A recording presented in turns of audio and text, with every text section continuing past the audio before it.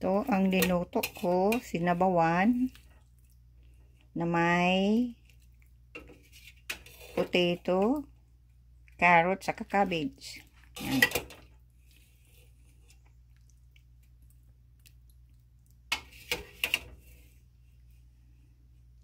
Lutong-luto na itong karne kasi bago ko panipig gaga.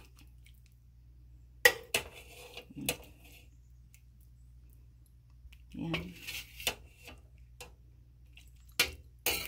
I-cut up na maray ni Alik ang ano yan, yung carrots, saka ano yan, ini yung potato. Sabi ko daradakulan. Dahil mampig na ko. Kailan pinabayaan ko na lang.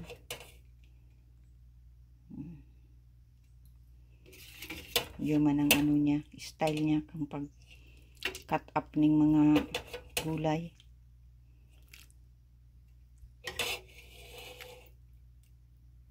Bite size daw, sabi niya. Bite size. Okay. Maraming salamat sa mga nagdadalan. God bless. Kakanong ko na si Papa.